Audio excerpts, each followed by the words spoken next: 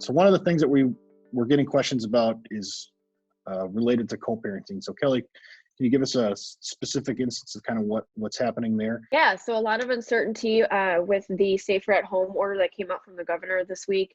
So a couple of the questions that the CSS team has been filtering are questions around, can we continue to exercise our placement schedule? What does that look like? And then if one party is deciding they're not going to continue to follow the order, what does that look like? So here's a specific question. Can I get fined for driving my kids to and from pickup drop-offs? So Holly, why don't you jump in there and see what we can do with that one?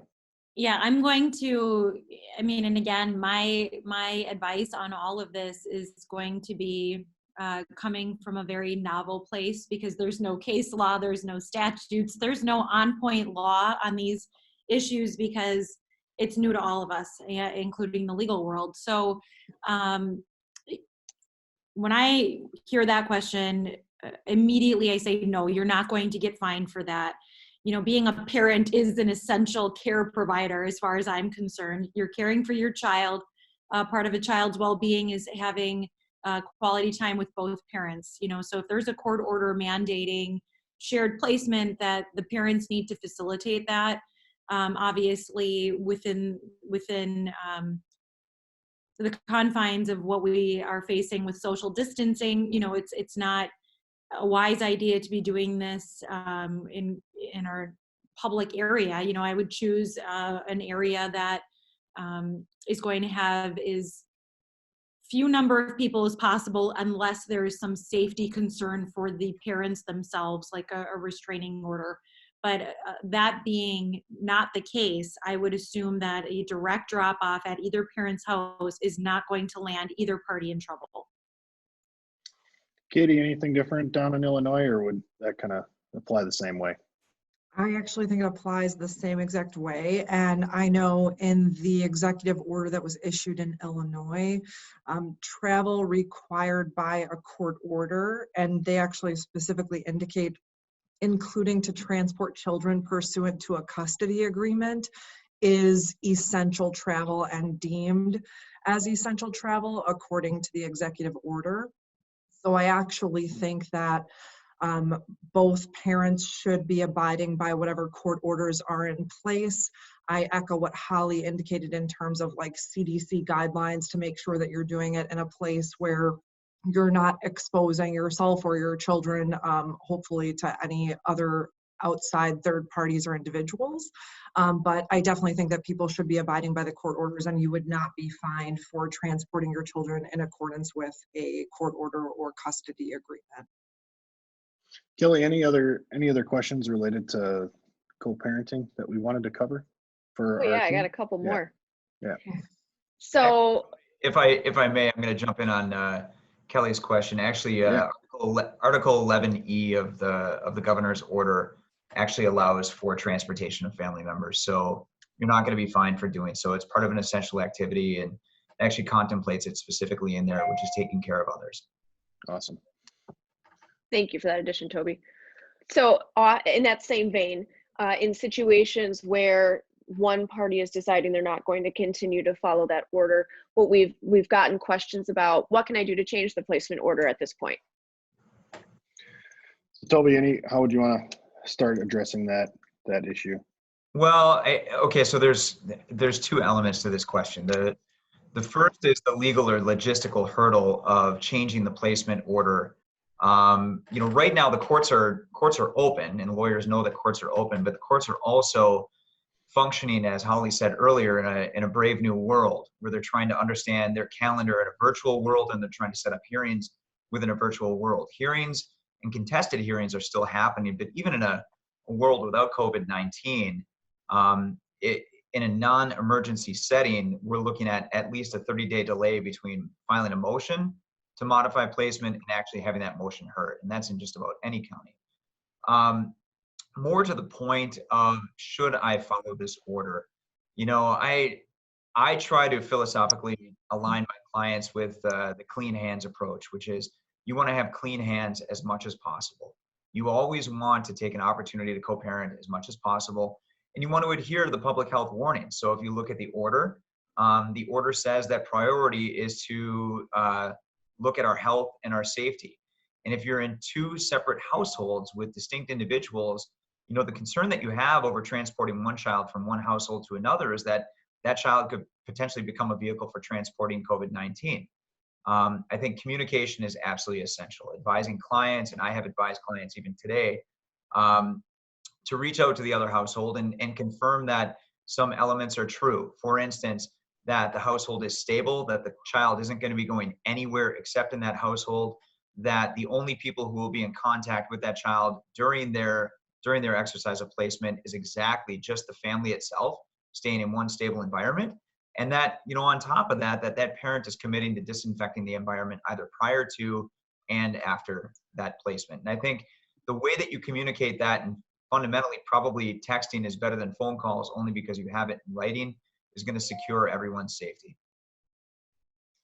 So Katie, anything to add on that question that Kelly asked? I think that the question kind of it's twofold. So the very first topic that I would address would be enforcement related issues. So I do think that enforcing time right now, you can absolutely file a petition if someone's not abiding by a court order in place and has no valid reason as to why they're not abiding by it. You can always file a petition for parenting time abuse. If a parent is concerned as to their own health-related issues or health-related issues with respect to a child, and they're viewing that as a reason to not abide by a court order, then I would advise that person that they have to file an emergency petition to address that particular issue. I don't think I would ever advise a client to unilaterally choose to not abide by court orders that were in place. So I think that we just have to make sure that we're handling things procedurally properly, or as proper as we can, given this kind of unprecedented situation. The second issue would be a modification of an existing order. So any temporary order that's been in place thus far, as long as it was entered without prejudice to either party can file, again, a petition to modify what's currently in place and could make allegations with respect to why they're asking to modify it. Or I think that if there were final orders previously in place, if you want to change those, then I think you have to make sure that the client is going to be able to meet the necessary legal burden of modifying those final orders. And those would need to be in the best interests of the child or the children, as well as just making sure that there's been a change since when the order was originally entered, which I think everybody would agree that COVID-19 and this pandemic is definitely would be considered a substantial change in circumstance.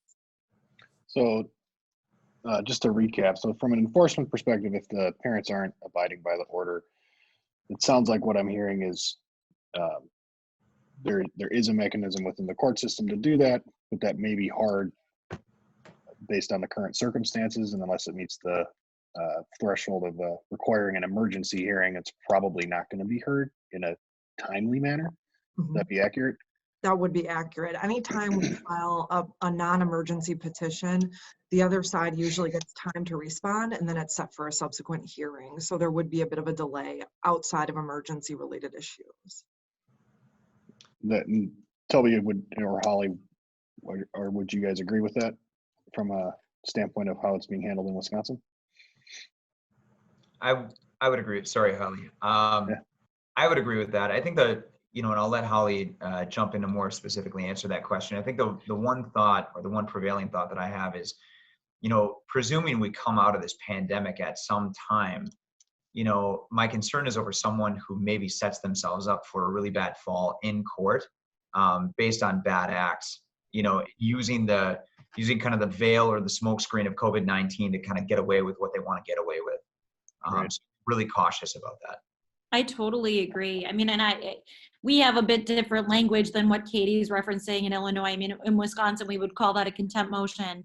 The grounds would be, did somebody unreasonably refuse to follow a court order? So yes, we can still be filing those motions. The question is, when can we be heard?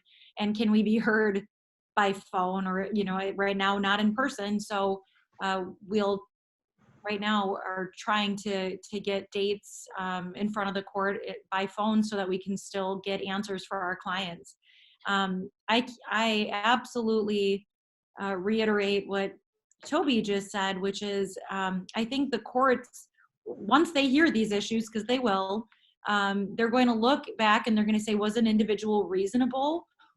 Because I think they're going to lose patience very quickly with individuals. And right now it sounds like there are many who are unreasonably refusing to co-parent because of the pandemic. And I'm not suggesting there are not reasonable basis right now, given the climate, that you may withhold placement, but there are several who are just using it as an excuse to not share placement time. And I think the court is going to have very little patience for individuals who are doing that.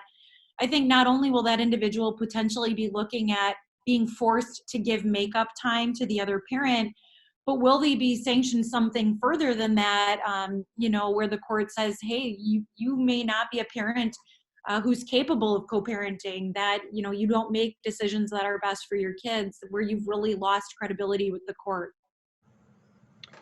Awesome. You guys are giving a lot of insight on a topic that I know like Kelly's dealing with on the phone in real time.